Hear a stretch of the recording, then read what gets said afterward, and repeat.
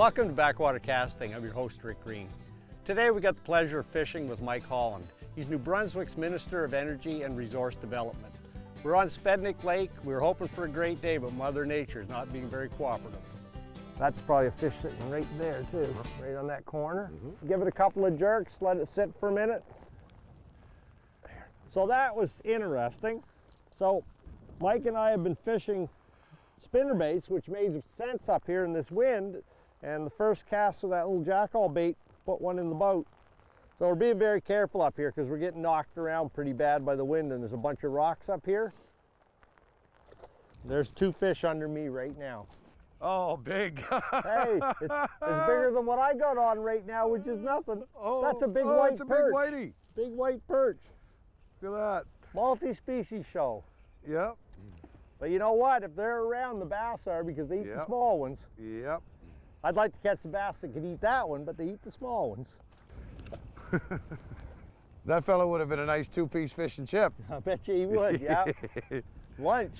I've never eaten one. Oh, they're really good. I'm like you. I don't catch, or I don't keep very many, but they are good. You know, I take kids out to teach them fishing whenever on perch a lot. I got myself a baby bass. So Mike and I were just talking. It looked like a school of bait fish on the bottom, and the line just went tight on me, and there he was. He's not a big guy, but he's a bass. Considering the way our morning has started off with the rain and everything, we'll take whatever comes to the boat. Not a monster. But he's a bass. He's a bass. He threw your bait away, didn't he? Yep. Or did he? He threw the bait away. There we go. That's my first bass on the backwater casting boat. Pretty excited. It was awesome. Like I said, the job keeps me very, very, very busy, so to have an opportunity to come out and talk about my job and then fish at the same time and hook the first smallie that I've gotten this year, yeah, that's tremendous. You've got almost a year under your belt as an MLA, so how did you get into the politics? Like, what drove you to take a run at being a politician in New Brunswick? I've always had an interest in politics. It seems like my life and politics always intersect at some point. But this particular time in my life, I had spent a lot of time working in politics before. Had a great deal of confidence and faith in Blaine Higgs, who's now the Premier. And I really felt like I wanted to be part of the team with him. I feel like the work that he's committed to, and us as his team, is valid, necessary, and I'm really proud to be a part of that. So there was an opportunity to step in and join that team, so I jumped on board. Well, Mike, you've been minister for a while now. Do you see any changes going forward to the fishing and hunting regulations books? Well, I've always felt that the fish guide book that we have and the hunt and trap book that we have is an incredible opportunity that's not being utilized near to the best of its potential. You see, we've got an opportunity there to take that real estate and use it to promote our fishing, our hunting heritage, our fishing heritage, our outdoor lifestyle. And we're not. We're just basically putting together some information, which sometimes is hard to understand and confusing. But I'm going to turn that into a manual where we can go out to the outdoor retail community and give them an opportunity to market and advertise their services, the work they do, outfitters, guides, all of that stuff. I think that's a great opportunity. And you know what? It's also a revenue generating opportunity. That's what I'm talking about, is looking at everything that we do and saying, this is what we do, how can we do it better, right? And it goes in line with the vision that I've given the department, that for years and years and years, the Department of Natural Resources has managed resources. Now is the time for us to promote them. Because if we are going to take our rightful place as a premier destination for people to enjoy the outdoors, we need to take on a proactive role of promotion, not just managing. So, you know, I'm really proud of the fact that my department has embraced that. And, you know, we don't fix it overnight, but we've made some pretty good steps in the first year. And, you know, God willing, I'm hoping to have more time to be able to continue that process. Oh, there it is. Baby bass. Holy cow. Yep. He is a baby bass. Yep. Here we go. Bass number 2 onto the backwater casting boat. It's been a great day. Let's go get your grandmother. What a great sign for the future. Yeah, You know, yeah. You know, Absolutely. you got these young bass in the system, and they're future 4-pounders down the road for our kids and our grandkids to catch. Oh, That's nice. better, yeah, that's better. He's nice. This one's nice. The bigger one. This hook out. This is a nice guy. What's that? Is that 2 pound, 2.5? 2.25, maybe a little more, big belly. Yeah, nice one. Well, Mike, I know I mentioned the MBSFA runs a couple of kids tournaments every year, and you had mentioned a little bit about supporting kids events. So how do you feel about that overall? When you talk about the importance of kids and our sport and fishing, I'll take that through into being hunting, camping, the outdoors. You know, we joke a lot, and with us here on the boat, there's a lot of gray hair, and we've got to be recruiting that next generation to ensure that our sport continues and the next generations enjoy it as much as we do. You know, in our department right now, we did a free fishing days. We do that every year. We do a waterfowl day where, you know, we can get youth out. Last year, for the first time, we did an ice fishing day to get folks out without a license. Not requiring a license for folks. So I'm trying to come up with incentives to get folks to, anybody to enjoy the outdoors, but particularly kids in the next generation. And I'm looking into right now mentorship programs, because it's one thing to say, let's give kids fishing licenses or hunting licenses, but it's quite another to be able to ensure that we're coaching them and teaching them the right way. And so I'm looking at mentorship programs, ways to incorporate environmental studies. I'd like to work with the education department to put environmental awareness and habitat. And, I mean, we're in the great outdoors. I'd like to be bringing that into the classroom and inspiring kids to take it from there and then come out here and join us. This guy's got some spice. Oh yeah, nice fish. See, when I get those, they fall off. There we go. That's backwater casting right there. That was awesome. Those little monsters. Come here, give me your lip. Attaboy. There we go. There we go. That's a nice one. They're coming. That's a nice one. One is grandmother. I love got it. one too. This is Mama. Grandma's next. Oh, you got Grandma right on there now. I don't know, I got somebody. A little better. Still not what we're looking for. We'll take them. It has been a long dry spell for me. We've talked before about coloration on these fish, and look at how bronze that guy is. He's just almost brown.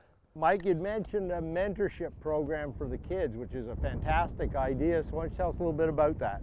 Well, you know, I think we try to reinvent the wheel a lot of times, and we've got a lot of folks with a lot of history in the province, like our wildlife federations, our fish and game clubs.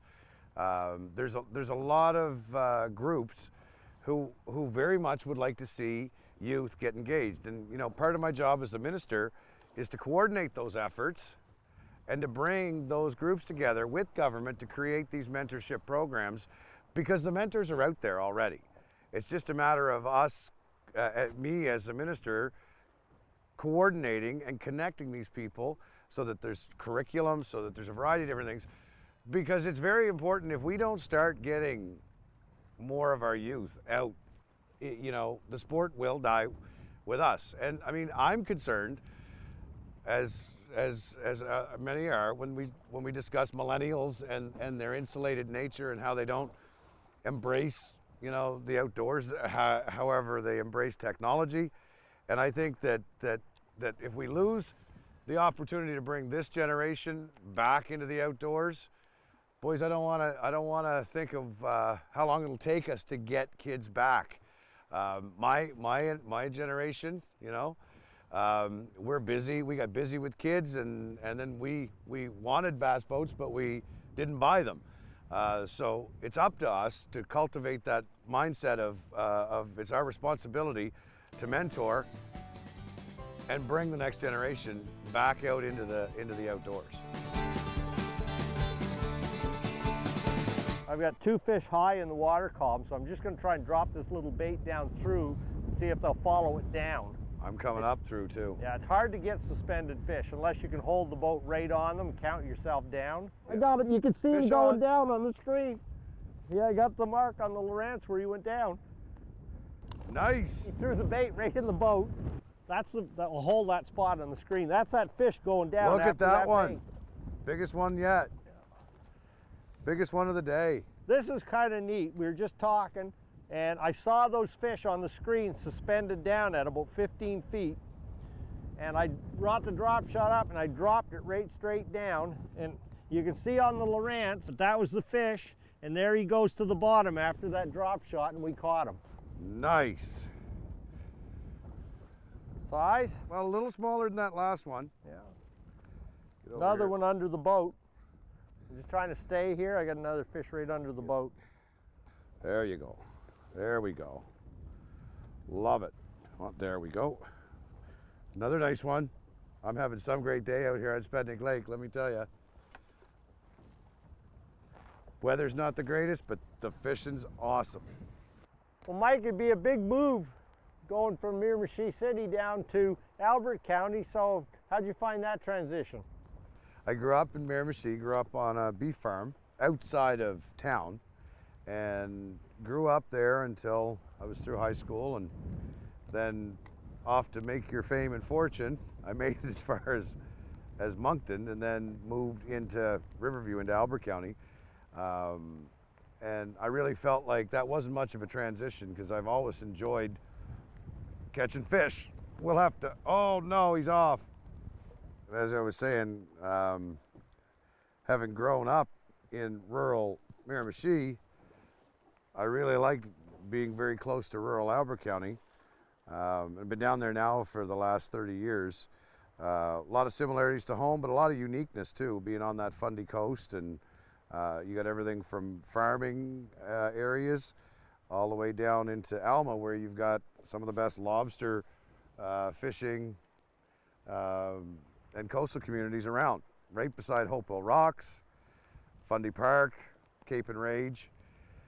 So, you know, for somebody that enjoys the outdoors, it was an easy transition to go from Miramichi down to the Albert County area. And I find it as much to be home as the time I spent in the home I grew up in, actually. He's a jumper.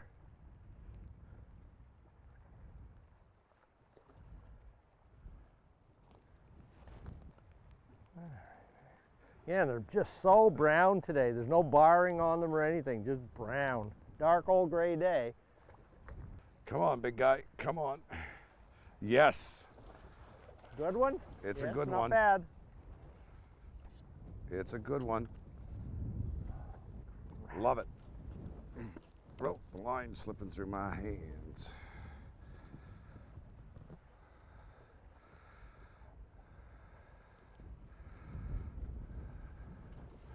Nice one.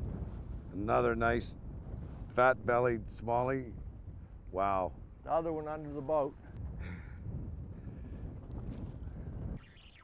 Nice.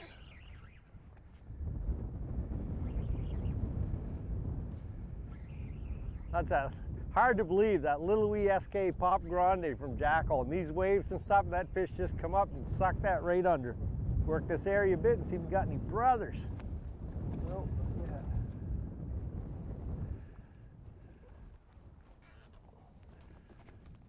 Back hooks again, Mike.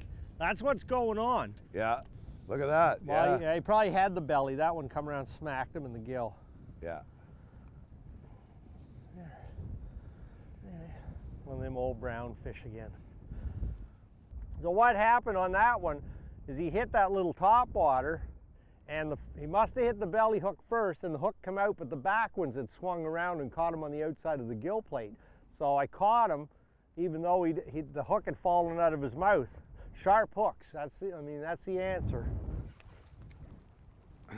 First cast with a jackall. That's awesome. So how much of a coincidence is that? I think I'll try that jerkbait, bag fish. Those hooks are like needles too, be very careful. All right, slow down there, big fella. There he is, big fella. Probably more good luck than good management, But I'm just looking at those weed beds, and there's just a little alleyway in there, and it just screamed, you know, jerkbait. Maybe there's pickerel in there, smallmouth, but like I've caught a lot of fish on stuff like that over the years in spots just like that. And I thought, well, I just wanted to give it a shot. And I hadn't caught anything on a drop shot for quite a few casts, and I thought, caught a lot of fish over the years in water like that, so just looked like it worked. I could say it was very much the skill of the angler, but it's more good luck than anything else. Yeah, he's at least 2 pounds, if not more. I saw him on the sonar unit, and I kind of tried to guess where he might have been. I threw back. There's a bunch of fish. Yeah, don't be afraid to put that drop shot on them. Yeah, I think I'm gonna reel in and try that. We're not seeing any big fish, but these are just nice, fun fish to catch. I mean, this is a crazy, windy, rainy day, and we're not really finding them in numbers, but the ones that want to fight are fighters. Mike, toss there and walk it back. Just toss it out that way. There's several fish there on the bottom. That way. Okay. Oh, same thing. We were just talking about how that was the perfect setup, the tree, the structure, you know, and we were just saying that the fish needed to get the memo. Well, that guy got his mail, and we managed to put him on the boat. So it's amazing to be on this lake and see so many spots where you look at them and you think, they're there, they got to be there. And then when you do hook up on one of them, when everything works out, that feels pretty good. Oh yeah. Come to Papa. Nice little fight. And it's a good sign for the future. I mean, this guy's probably 6 or 7 years old, maybe a little more. Cut me with this one. Cut me somewhere along the line. I'm bleeding. He's more greenish than the other one. Yeah. The other ones were browner. Well, Mike, I don't hunt at all. I grew up in the big city, so I never had that opportunity. But what do you see going forward for hunting in New Brunswick? Well, I've been involved in a variety of different hunting and fishing groups for a lot of years, but about a decade ago, or a little longer than that, I got very much involved in wild turkey and as it relates to that species in the province of New Brunswick. So long before I was ever elected, certainly before becoming the Minister of Natural Resources, I'd been working to explore opportunities to see what wild turkey hunting could mean for us here in New Brunswick. I hunt wild turkeys in a number of different places. It's a phenomenal opportunity. It's a great hunt. It's very challenging. We got a fish on in the background. I missed him the first time. Come on. That's a bigger one. Trying to keep the boat from blowing in there. We got a little bit shallower. We're only in just 6 or 7 feet of water now. And I've been switching baits. I mean, that's my 4th bait since we came in here in this cove. So this is getting a couple anyway. So we were talking about wild turkeys, and then Rick interrupted us with a smallmouth bass. So I guess that's acceptable considering that we're smallmouth bass fishing. Yeah. But yeah, I've been involved in wild turkey hunting myself for a number of years, and then also exploring what that means for us here in New Brunswick as an opportunity. There's a significant population of birds here in New Brunswick, actually a significantly higher amount than the state of Maine had when they started managing the birds in the mid-'80s. And it's an opportunity for us here. I've always talked since taking the job of minister about creating new ways for us to expand our hunting opportunities. And just imagine if we were able to develop a sustainable wild turkey hunt in the spring here in New Brunswick, we'd be the only jurisdiction in North America that would be able to offer a combination spring turkey / black bear hunt. So that creates an opportunity for us for non-residents. It creates an opportunity for our outfitters and our guides. Then as a resident, having another species that's exciting and challenging to go after in the spring of the year, well, I think that just is a great opportunity. I've been pursuing it for a long time, and now as the minister, I'm committed to making it a reality here in the province of New Brunswick in the not too distant future. So with the turkey hunt, is there significance to doing that in the spring? Well, that's a good question, Rick. You can hunt wild turkeys in the spring and in the fall, but the primary and the prime time to hunt them is in the spring, because that's their mating season. That's their rut, like the equivalent of most of the hunting we do with deer and whatnot's in the fall, because that's during their mating season. The spring is the mating season for the wild turkey. It's also the rut or the mating season for the black bear here in New Brunswick. So combining that mating season with those two species, that's why we primarily would target those in the spring. And then they could take a break and go smallmouth fishing or striper cup fishing.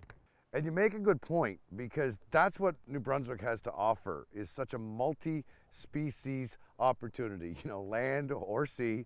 I'm talking about wild turkey hunting in the spring. I'm talking about black bear hunting in the spring. We can go striped bass fishing in the spring. We can offer some phenomenal smallmouth bass fishing a month or more earlier than a lot of other jurisdictions here in the spring. Thought he'd come off twice. Nice. He's a little better.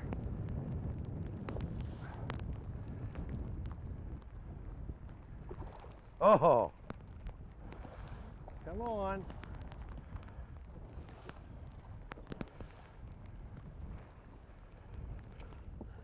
So same thing, Mike. That guy is caught under the chin on the trailer hook. That's what they're biting, eh? He got the trailer hook, and the main hook went under his chin. They're short striking stuff today. Yeah. That was actually nice. That might be my biggest one of the day right there. So, New Brunswick has the ability to create a full year's worth of tourism opportunities in the outdoors. We focus on some of the typical or stereotypical tourism opportunities, and I'm really pushing government, my department, the Department of Tourism, to broaden their definition of what tourism actually is. Because I believe that the millions and millions of dollars that are being spent in jurisdictions all around us are better spent here. I want that to come to New Brunswick. I want us to capitalize on these opportunities that we have. It's unique and it's worth something to us. So that's a big part of the job I do, is committed to ensuring that these opportunities continue to open up and we continue to explore each and every one of them.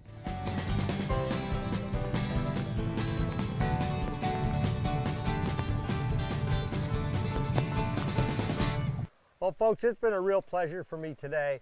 It's my first time meeting Minister Mike Holland, and we took him out fishing, talked him into coming out with us today. It poured rain on us, it howled wind all day, and I'm going to tell you something from me to you. This guy is a great sport. I am really, really happy. It's been a privilege to have you on the boat today. It was just a hoot. Even with the wind and the rain, it was a good day. It was an awesome day for me. I watched your show for quite a while. It was a privilege to be invited here and to have a chance to sit on one of the most beautiful pieces of water. I'm sure it looks better if we could come back and come out in the sun. It's a much nicer lake. Beautiful piece of New Brunswick's landscape. Awesome day on the water. We did catch a bunch of fish. Caught a bunch of fish. Yeah, had a good time, and I really enjoyed it. We got a chance to share a whole lot with you guys about what my vision is for the woods and the water, and for our outdoor community here in New Brunswick, and hopefully we had a chance to spread that message a little bit today. I hope we did, and you've got some great ideas, and it's nice to have a guy that's active in the entire outdoors in your position with government, because you know what you're doing, you know what you're talking about, you've been there, done it. Yeah. It's a privilege to have you here. Lifelong dream come true. I can't wait to get back. All right. Oh, you can come here anytime with me. You want to go fishing, you need a sandy break, you call. We'll just check the weather. Check the weather. Awesome, man. Thank you very much. Thank you.